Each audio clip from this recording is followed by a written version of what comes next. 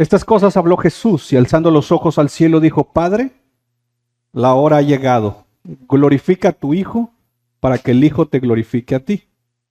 Por cuanto le diste autoridad sobre todo ser humano para que Él dé vida eterna a todos los que les has dado. Y esta es la vida eterna. ¿Cuál es la vida eterna? El único Dios verdadero a quien has enviado. Padre,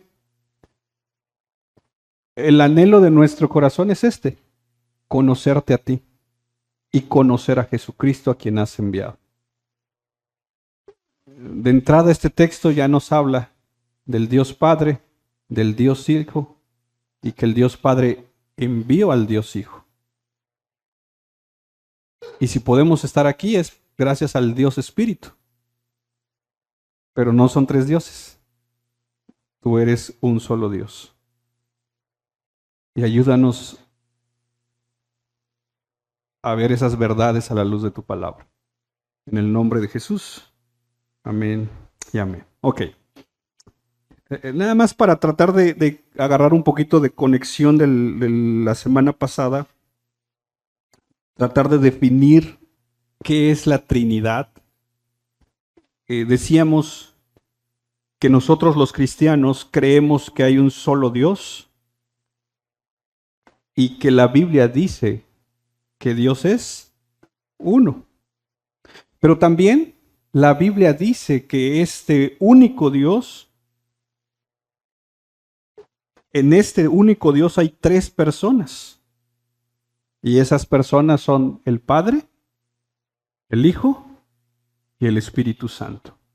Tú y yo creemos que el Padre es Dios, el Hijo es Dios y el Espíritu Santo, pero no son tres dioses. Este Dios en tres personas, si bien son únicos, es decir, en esencia es el mismo Dios, sí podemos a la luz de la Biblia encontrar ciertas diferencias entre el Padre, el Hijo y el Espíritu Santo. Porque ¿quién murió en la cruz? ¿El Padre o el Espíritu Santo? El Hijo, ¿verdad? ¿Quién envió al Hijo? ¿Quién está hoy con nosotros? Entonces hay ciertas distinciones, por así decirlo. Estas tres personas, como hemos comentado, son conjuntamente el único Dios verdadero, que poseen la misma sustancia divina, pero cuando vuelvo a repetir, vamos a la Escritura, vamos a encontrar ciertos elementos que es donde tal vez nuestra mente genera como cierta confusión. Porque el Padre, el Hijo y el Espíritu Santo son iguales, pero de repente encontramos textos como el que acabamos de leer que dice que el Padre envió al Hijo. Y luego tenemos textos cuando el Hijo dice: y os enviaré al Espíritu Santo. Eso se conoce como subordinación. Es decir, que están, por así decirlo, ¿sí entendemos la palabra subordinación? Que alguien está encima de alguien, ¿no? Ok, entonces, si empezamos a ver que el Padre envía al Hijo y luego el Hijo envía al Espíritu Santo, de repente empezaron a decir algunas personas, teólogos dijeron, entonces no podemos hablar de la Trinidad porque hay este elemento donde el Hijo se somete al Padre y en ese elemento de que se somete al Padre ya no pueden ser iguales. Vamos a pensarlo así. Está un jefe en una empresa, está un empleado. El jefe tiene un subordinado. Estos dos, no, en el organigrama de la empresa, por así decirlo, no están en el mismo nivel, ¿verdad? Está así, digamos. Entonces, si el Padre envió al Hijo, en esta subordinación del Hijo, muchos dicen, entonces el Hijo no es igual al Padre. Y ahí entramos en algunos elementos de conflictos para entender la Trinidad.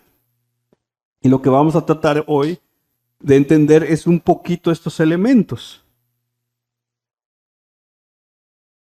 El Padre, el Hijo y el Espíritu Santo tienen la misma sustancia, la misma esencia divina.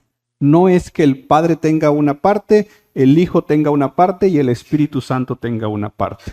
Un claro ejemplo de esto. Si alguien te pregunta esta noche, ¿dónde está Dios Padre? ¿Qué le dirías tú?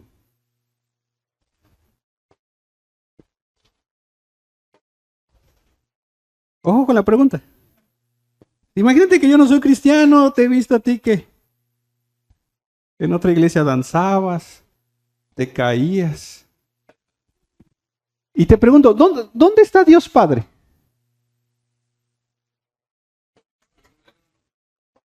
¿En su trono? ¿Seguros?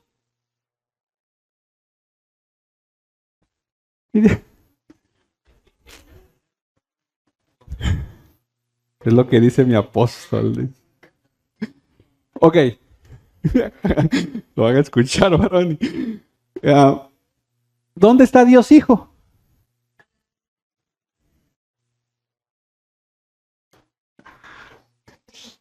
Entonces, hay un trono y hay un trono a su diestra y ahí está sentadito. ¿Eso significa la diestra del Padre? Entonces, ¿tiene diestra el Padre?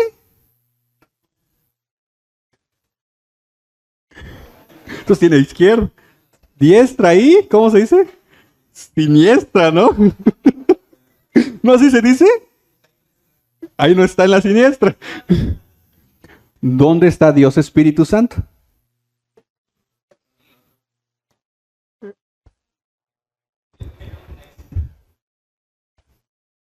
¿Verdad?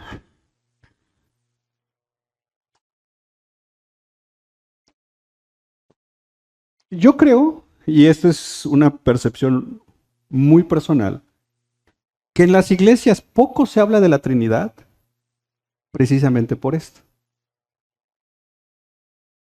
Porque es complejo entrarle a estos temas. Es más fácil llegar y que nos motiven y que somos campeones y que te va a ir bien y que tus sueños se van a cumplir. Pero hablar de la Trinidad es complejo, pero es algo bíblico. Y es una doctrina que, como decíamos la semana pasada, nos diferencia de todas las demás religiones. Esta es una doctrina muy única de nosotros como cristianos. Y esta es bien importante. Por ejemplo, cuando tú ves el Antiguo Testamento, vas a encontrar a Dios revelándose como el Salvador, como el Redentor de Israel. Pero en el Nuevo Testamento, ¿quién se revela como el Salvador? El Hijo, ¿verdad? El mismo papel del Antiguo Testamento que juega el Padre, lo juega el Hijo en el Nuevo Testamento. Por ejemplo, en el Antiguo Testamento vemos al Padre morando en medio de Israel, guiando a Israel, y en el Nuevo Testamento, ¿quién es el que guía a la iglesia? El Espíritu Santo. Entonces, lo mismo, vemos el mismo papel del Padre del Antiguo Testamento guiando a su pueblo y vemos el mismo papel del Espíritu Santo guiándonos a nosotros hoy en día. Entonces, vemos en esta estructura de la Escritura al Padre, al Hijo y al Espíritu Santo sin ninguna distinción, por así decirlo, pero en sus acciones vemos sus distinciones. Y vamos a tratar de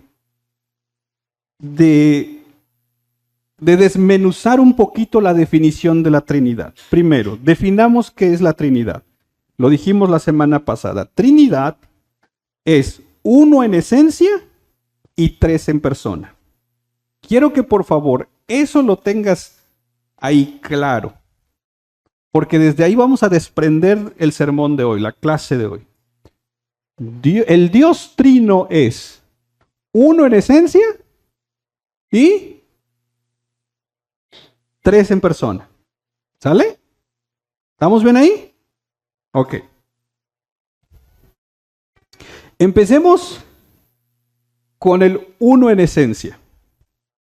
Cuando hablamos de que Dios es uno en esencia, estamos diciendo que Dios es uno en su naturaleza, uno en sus atributos, en su constitución. Y los teólogos a lo largo de la historia usaron estos términos de esencia o sustancia para decir que Dios está formado, y aquí hablábamos en otros sermones, lo hemos hablado de la simplicidad de Dios, que Dios no está dividido con atributos. Por eso en nuestra forma de referirnos a Dios siempre decimos Dios es, y súmale, Dios es santo, Dios es amor, Dios es misericordia. No usamos plural. No sé si me explico. No decimos Dios es amores, porque Dios es amor. Su sustancia, su esencia, son esos atributos. Y mira lo que dice la Escritura. Deuteronomio 6.4, lo vimos la semana pasada, pero vamos un poquito rápido. Deuteronomio 6.4. Escucha, oh Israel, el Señor es nuestro Dios. El Señor, dijimos ya la semana pasada que aquí no tiene nada que ver con tema matemático, aquí tiene que ver con tema de esencia. Dios es uno, no hay más dioses. ¿Va? Por ejemplo, primera de Timoteo 2.5, ya llegando al Nuevo Testamento. Porque hay un solo Dios. Ahí tenemos nuevamente el hecho de que Dios es uno. Y Santiago 2.19. ¿Tú crees que Dios es uno? Y dice que los demonios también creen eso, porque Dios es uno. Entonces, si te das cuenta, determinar que Dios es uno en esencia no es complicado, ¿verdad? Dios es uno y ahí tenemos los textos. ¿Dónde se complica la cosa? Cuando entramos a la segunda parte de la definición. Uno en esencia y, dice el doctor Joel Vicky, decir un Dios en tres personas es fácil. Se vuelve difícil cuando preguntamos lo que Fer preguntaba la semana pasada. ¿Qué significa persona? Ahí se vuelve difícil este tema. Porque en el lenguaje diario que nosotros usamos, la palabra persona, ¿qué es lo que se nos viene a la mente? ¿Un ser humano? ¿Un individuo? Independiente, moral, separado, con conciencia de sí mismo, con una identidad única, propia, un individuo. Y entonces cuando se nos dice que Dios es uno en esencia y tres en persona, nuestra mente en automático, ¿qué piensa? En individuos, en tres personas, ¿verdad? Pero luego la misma doctrina de la Trinidad nos regresa a, pero no son tres personas, es un Dios.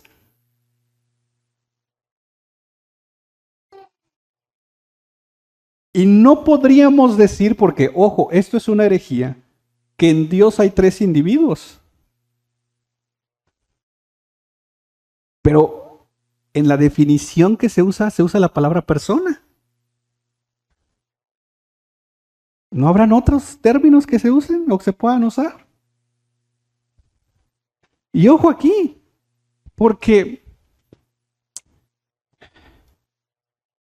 uno comete el error, algunas veces uno, de querer como imaginar estas cosas.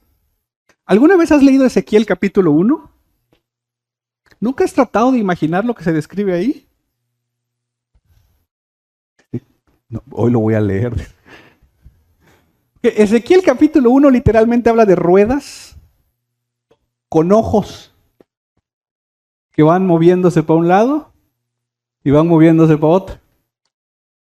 Y luego dice que es la gloria de Dios. Entonces, cuando leemos eso, entonces la gloria de Dios son ruedas con ojos. Y luego queremos hacer hasta dibujos de esas cosas. Porque nuestra mente genera estas imágenes. Y nos olvidamos que son solamente elementos simbólicos. Y cuando hablamos de la Trinidad, el error que uno puede cometer es, ok, Dios es uno en esencia, pero tres en personas. Y entonces serían como tres juntitos, como tres individuos pegados, que solamente se desprenden para ciertas acciones o que están literalmente uno junto al otro. No, Dios no es así. Es más, su esencia ni siquiera está dividida en tres personas. Porque imagínate, vamos a poner así este ejemplo, imagínate que aquí ahorita trajéramos un pastel. ¿Qué tenemos que hacer para que nos toque una rebanada a cada uno de nosotros? Dividirlo. Y cada uno de nosotros probaría una parte de ese pastel. Bueno, la esencia de Dios no está dividida entre el Padre, el Hijo y el Espíritu Santo, como suponiendo que el Padre tiene una parte de la esencia, el Hijo una parte de la esencia, el Espíritu Santo una parte de la esencia y juntos hacen a Dios. No, Dios no es así. Aquí no es una fórmula matemática de decir 1 igual a 3 y 3 igual a 1. No. Dios es uno nuevamente en esencia, en perfección. Y nuevamente nos complicamos y como diría Bavinck, las frecuentes discusiones dentro de la iglesia siempre son, hablando del tema de la Trinidad, es tratar de entender o definir la palabra persona. Pero aquí está el problema. Hace muchos años hubo un filósofo en Roma de nombre Boecio o Boecio o algo así, que este filósofo proporcionó la definición, según él, de persona. Y él dijo, una persona es un ser racional e individual. Y este hombre, al establecer esta definición, afectó toda la teología. Porque tú y yo usamos no una definición teológica. En la vida diaria usamos el término persona según este filósofo. Y entonces lo que hacemos es agarrar la definición de persona según este filósofo, un individuo, y la llevamos a Dios. Y en este de llevarla a Dios es donde se nos complica todo. Esa definición, que es la que se nos viene a la mente porque es la que se nos enseñó en la escuela, es la que hoy nosotros usamos de la palabra persona, tiene un riesgo de hacernos pensar que Dios o en Dios hay tres dioses. Y eso es una herejía que se llama triteísmo. Y cuidado con esas herejías, porque muchas veces desde los púlpitos, a veces de congregaciones cristianas, se predica un triteísmo y ni cuenta nos damos porque dividen a Dios precisamente bajo tres personas, en una división individual, usando el término persona como, ya dije, comúnmente lo usamos nosotros. Pero en teología, la palabra persona no significa eso. No significa lo que este filósofo dijo. Por ejemplo, el gran teólogo de la época medieval, Agustín, dijo, en cada persona de la Trinidad, no, Agustín fue antes, en la época medieval fue Tomás de Aquino, perdón. Agustín dijo, en cada persona de la Trinidad, y perdón, tuve que corregir porque dije, ahí se equivocó, me iban a decir, ¿verdad? En cada persona de la Trinidad está presente el mismo ser divino, de modo que no hay tres dioses, no hay tres seres poderosos. No, es un solo Dios que está en su unidad y a la vez en tres personas. Y entonces, para diferenciar esto, dice, los seres humanos, cada persona es único en su naturaleza y en su esencia. Un ejemplo, yo tengo una naturaleza muy particular, tengo mi identidad muy particular. El hermano Luis tiene la de él, el hermano Eliezer, y cada uno de nosotros somos únicos. Ok, cuando entramos a la teología, en Dios, el Padre, el Hijo y el Espíritu Santo no son únicos en el sentido humano, porque ellos comparten la misma esencia, a diferencia de lo que nosotros no podemos hacer. Mi esencia, mi identidad, yo no se la puedo compartir al hermano ni la de él a mí. No sé si me explico. Cada uno de nosotros somos únicos. Dios te hizo de una manera única, específica, con una personalidad específica, con una esencia específica. No la puedes compartir con nadie. O sea, esa de tú y yo somos uno mismo, eso es herejía. Se escucha bonito, pero no. Somos almas gemelas, tampoco. Así que si alguien te quiere conquistar con esas frases, le dices, no. Eso es... Esa herejía ya fue debatida en la época medieval. No hay almas gemelas. Son almas únicas. Pero en Dios no hay esa división. El Padre tiene la misma esencia que el Hijo y que el Espíritu Santo. Pero avancemos. En los seres humanos somos diferentes, somos seres diferentes. En Dios no son seres diferentes. El Padre no es diferente al Hijo y el Hijo no es diferente al Espíritu Santo. Pero aquí está el asunto.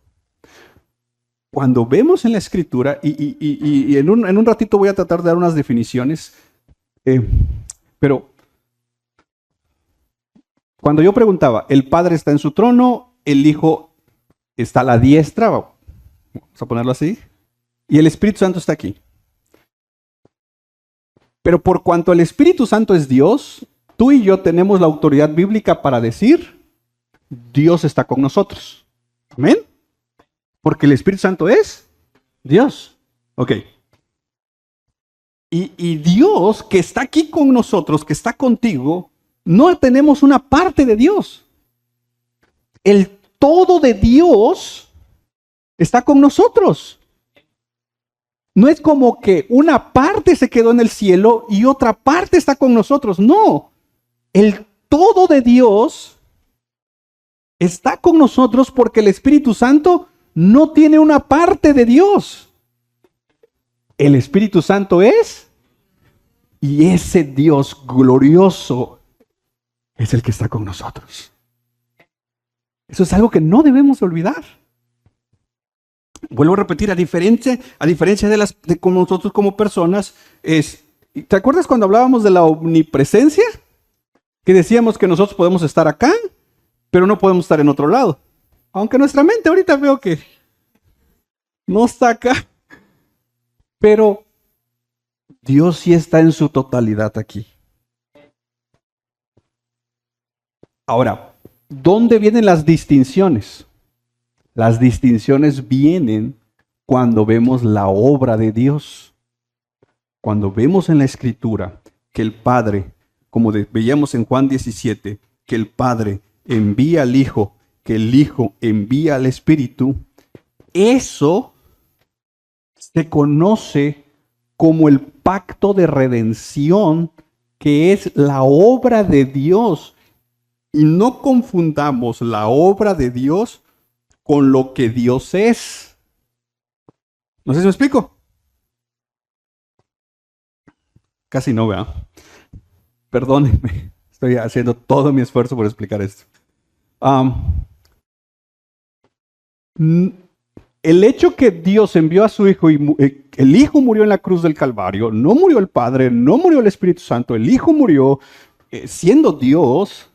Y en el día del Pentecostés el Espíritu Santo descendió, Dios descendió. Esos elementos se nos describen en la Biblia en función a la obra de Dios, no a la naturaleza de Dios. Y ahí es donde a veces nos cuesta entenderlo porque decimos, pero ¿cómo? Está el Padre, el Hijo y el Espíritu Santo. Pero el Padre estaba allá, el Hijo aquí, el Espíritu Santo descendió. ¿Cómo? Eso es la obra de Dios. De hecho, en teología se conoce como esa es la economía de la Trinidad, de lo que cada uno está haciendo, de las funciones que están haciendo en un plan de redención total. Pero Dios en su esencia sigue siendo el mismo. En este hecho de que el Hijo se hizo humano, se hizo hombre, el Padre lo envió, en ningún momento Jesús fue menos Dios que lo fue y lo ha sido por la eternidad. No es un tema de, entonces quien da las órdenes en el cielo es el Padre, el Hijo es el que va a terminar a obedecer y el Espíritu Santo también va a terminar a obedecer. Ojo, cuando hablamos de la obra de Dios, vemos esos elementos de subordinación. Pero cuando vemos la esencia de Dios, los tres son iguales. No hay uno. Otro ejemplo, imagínate que tú tienes una empresa y algunos de tus empleados se congregan aquí contigo. Estando aquí, ¿son tus empleados? No. ¿Son tus? Y puede ser que hasta uno de ellos sea tu líder. Y te dice, ahora sí me las vas a pagar.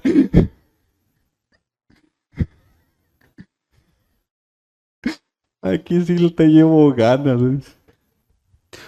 Porque en la iglesia todos somos iguales, ¿verdad?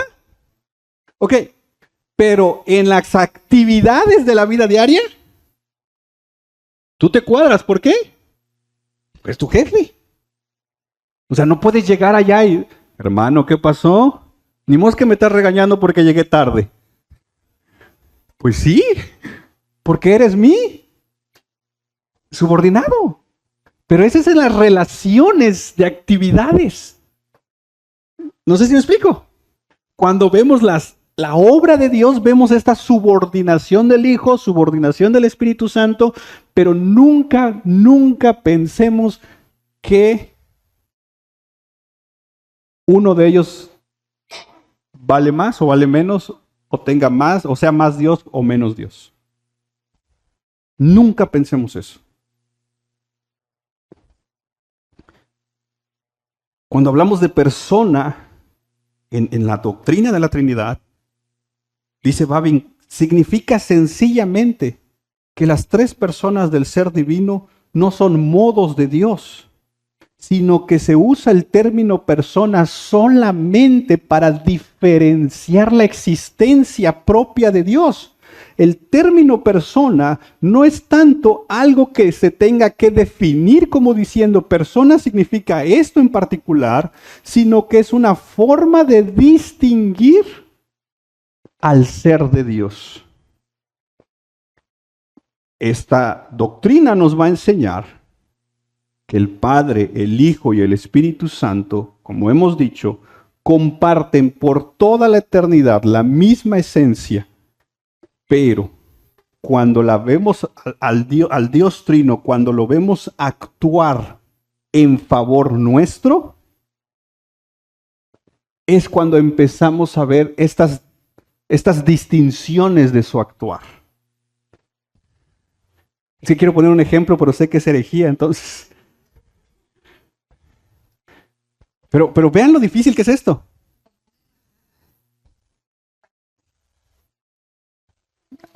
Ajá, ¿cómo sería? Perdón.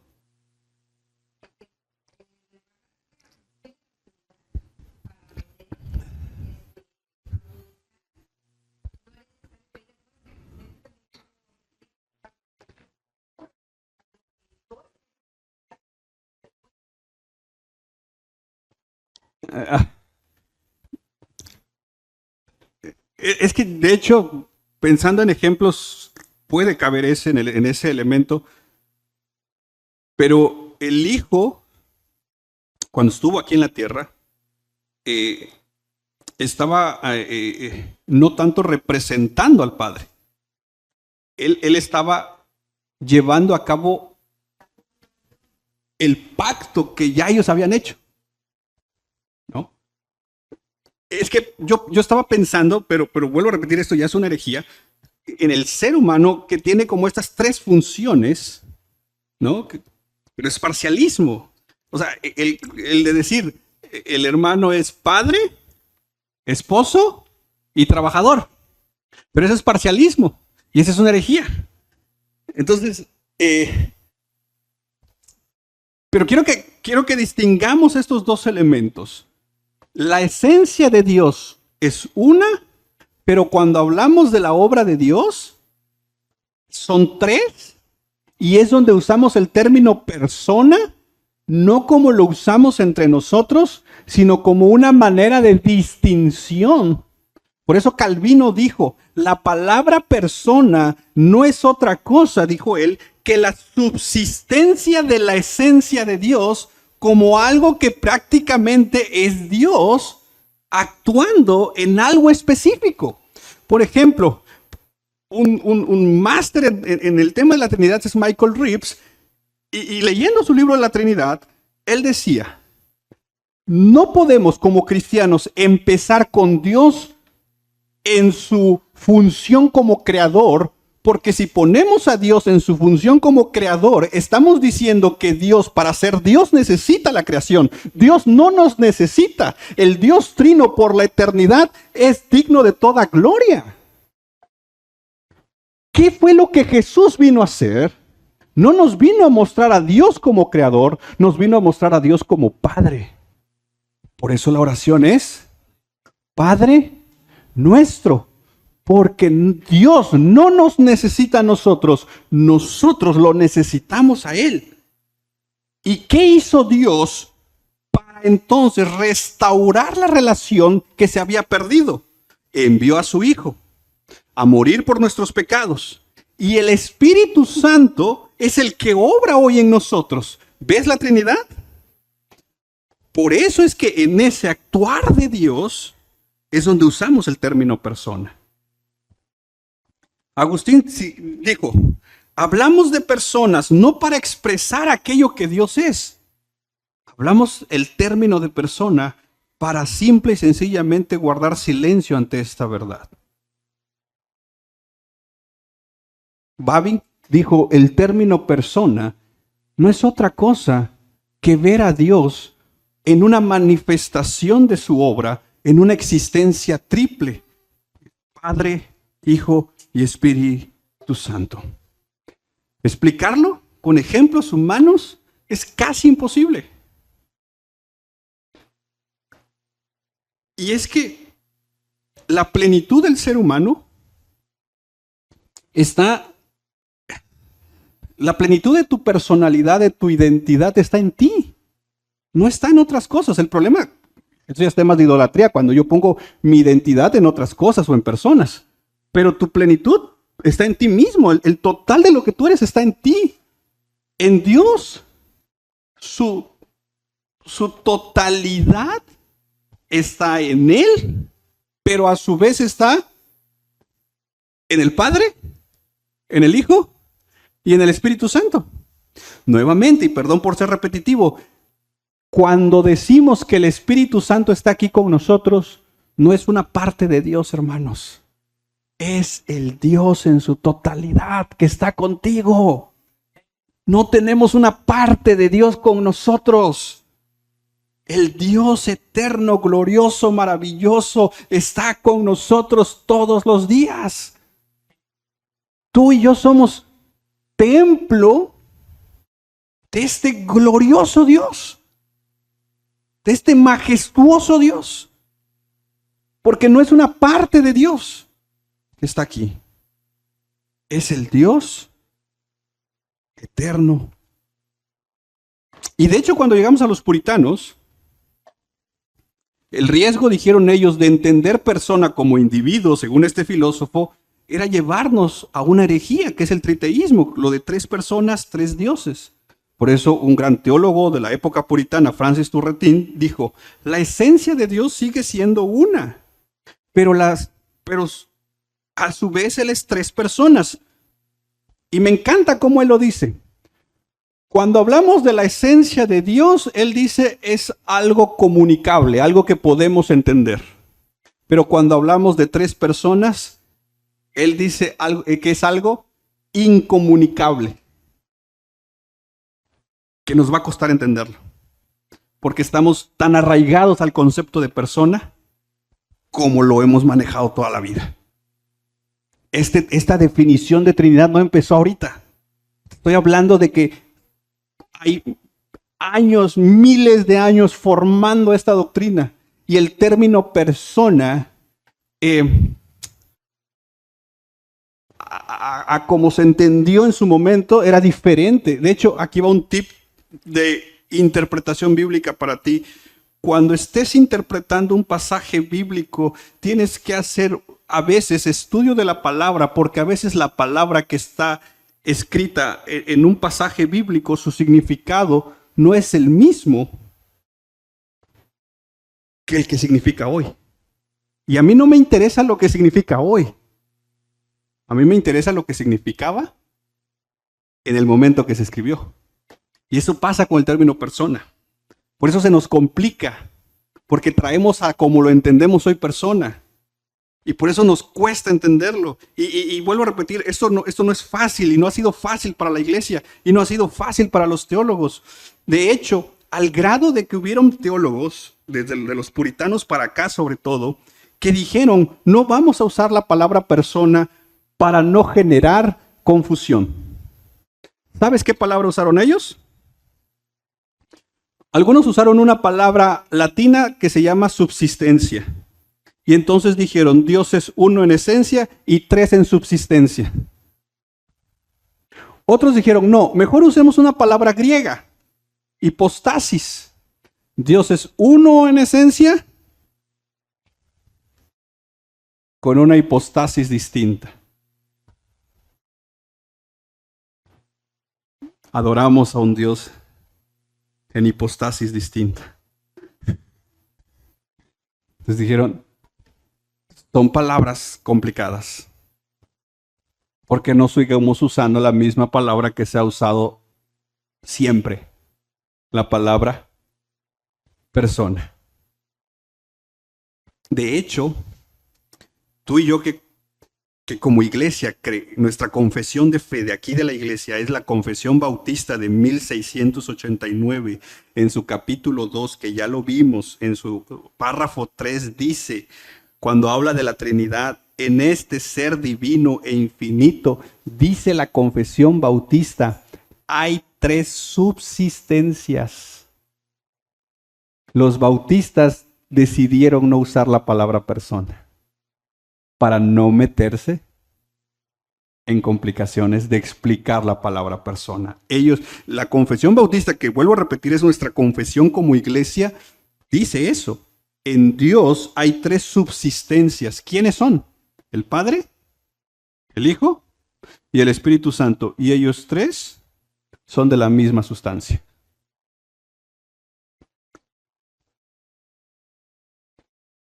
Para ir resumiendo esto. Si estás tomando notas, aquí hay 2 definiciones que nos van a ayudar mucho.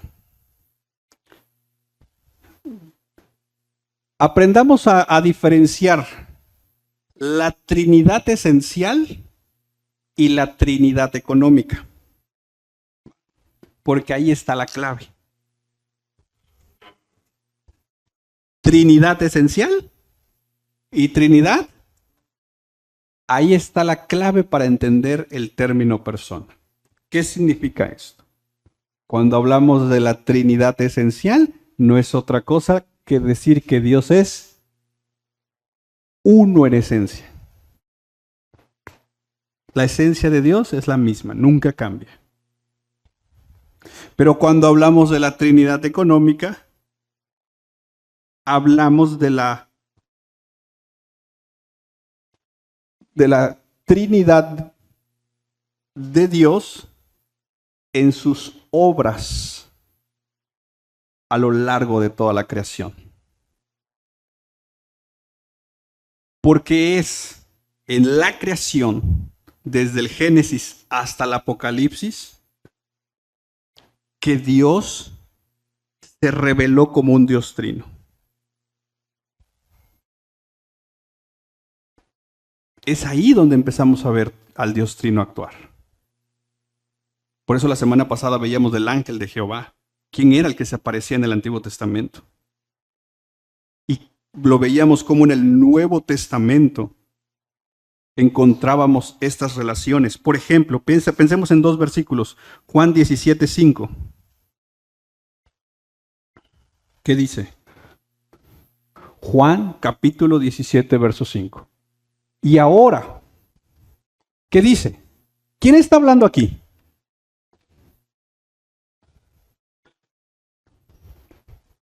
El Hijo, Cristo Jesús. Es el mismo. Y ahora, ¿qué dice Jesús en su oración? Glorifícame tú, Padre, junto a ti. ¿Qué dice? Significa que ellos ya de por sí, en ese Dios trino, ellos compartían una gloria eterna.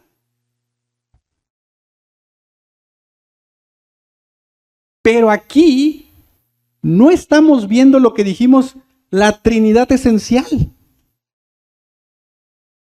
Este versículo no puede ser usado para la Trinidad esencial. ¿Sabes qué estamos viendo aquí? La Trinidad económica. ¿Qué significa? ¿Qué estamos viendo aquí? La obra de Dios. Por eso es que encontramos estas diferenciaciones entre el Hijo diciendo, Padre, he terminado tu obra. Glorifícame con la gloria que tuve siempre. Si no lo entendemos en el contexto, algunos dijeron, entonces el Hijo es menos que el Padre porque se somete al Padre. Porque esto se ve aquí, ¿verdad? Vemos al Hijo sometiéndose al Padre. Pero el Hijo jamás deja de ser Dios. Aquí vemos la obra. Y ahí mismo, ¿puedes poner el verso 24? Padre, quiero que los que me has dado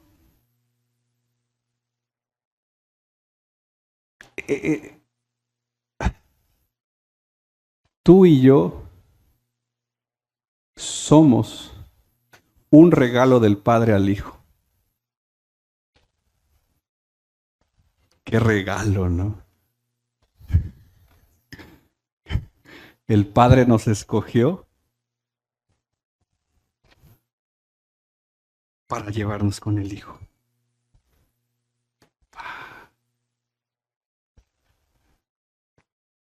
Y entonces mira lo que dice el Hijo. Padre, quiero que los que me has dado. ¿Qué dice?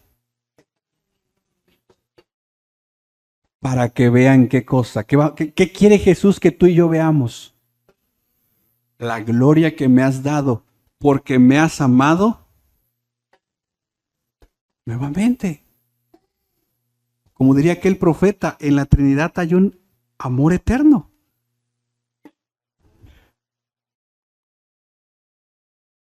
Que jamás se ha distorsionado y jamás ha tenido una sombra de variación. Aquí no estamos viendo la Trinidad en esencia. Aquí estamos viendo la Trinidad económica, es decir, la obra del Dios Trino. Y mira qué tan hermosa es esta obra que, vuelvo a repetir, el Padre nos escoge, nos trae con el Hijo nos redime por medio de su sacrificio. ¿Y quién nos sella? ¿Quién sella esa obra en nosotros? ¿No te parece impresionante esa obra de Dios? ¿Qué hiciste tú? Pecar. Por eso Efesios capítulo 2, verso 1 en adelante, ¿qué dice? Porque estábamos muertos. Perdón que lo voy a decir de esta manera. A veces me dicen, pero ¿por qué eres calvinista? Más que en un tema de Calvino, veo este pacto trinitario eterno donde yo no estoy sumando nada a esa obra. El Padre escoge, el Hijo redime y el Espíritu Santo sella. ¿Yo qué hago ahí? Yo no estuve en ese acuerdo de, Señor, pero sálvame a los 25 años ya que yo haya echado bastante trago.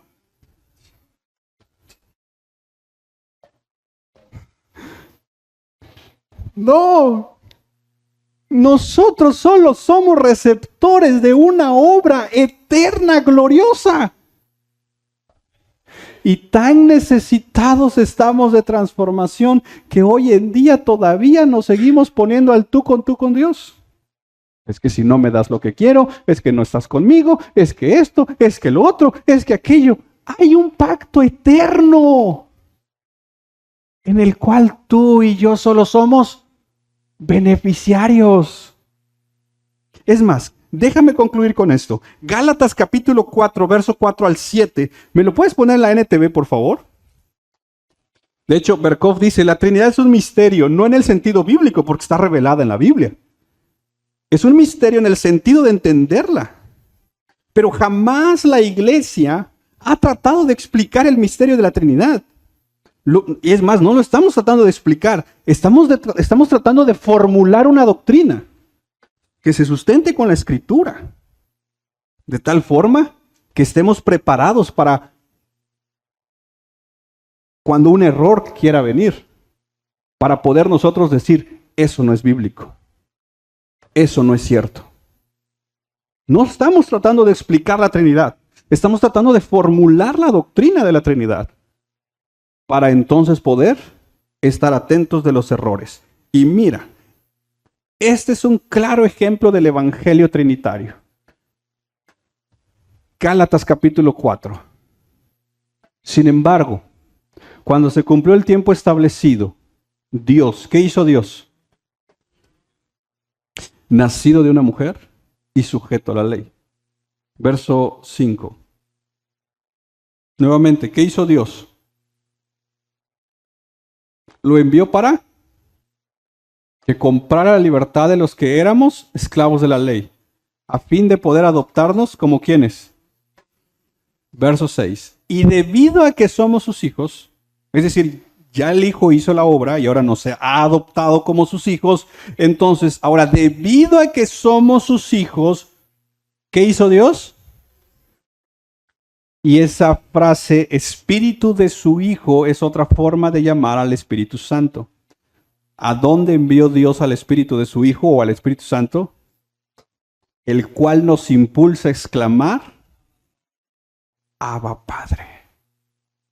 ¿Ves la obra trinitaria? Dios enviando a su Hijo para redimirnos, para hacernos sus hijos, y siendo sus hijos, envió al Espíritu Santo para que habite en nuestros corazones. Y por tanto podemos decir, Abba Padre. ¿Qué significa esto, hermanos? Nuestra definición de Trinidad es Dios, uno en esencia, tres en personas. La palabra persona no se usa en una terminología de individuos, sino se usa para la diferenciación en la economía de Dios, en las obras de Dios. Por eso tenemos, como dijimos, la Trinidad esencial, y la Trinidad económica. Dios es uno en esencia, tres en personas. Para ejemplo, vemos su obra en versículos como estos, donde tú y yo solo somos receptores de su obra. Si tú en tu esquema doctrinal te quieres robar la gloria de este Dios glorioso, es muy tema tuyo. Pero en esta obra trinitaria el único que se lleva la gloria es Dios. Nosotros no. Somos salvados para su gloria. A Él sea toda la gloria. Amén. Oramos, Padre. Sé que es un tema complicado, Señor, pero yo espero, Señor, que mis deficiencias para exponerlo, tú, Señor, las corrijas y tú reveles a tu pueblo, Señor, esto. Lo más fácil sería evadir estos temas, pero, Señor, están en tu palabra. Y qué mejor acercarnos con humildad a esto. Te pido de gracia, te pido de tu ayuda y humildemente, Señor, reconocemos que tú eres un Dios en esencia, tres en persona. Y posiblemente no vamos a entenderlo totalmente, pero creemos que tú eres un Dios trino y te damos gracias por actuar en nuestro favor. Y ayúdanos a vivir para tu gloria. En el nombre de Jesús. Amén y amén.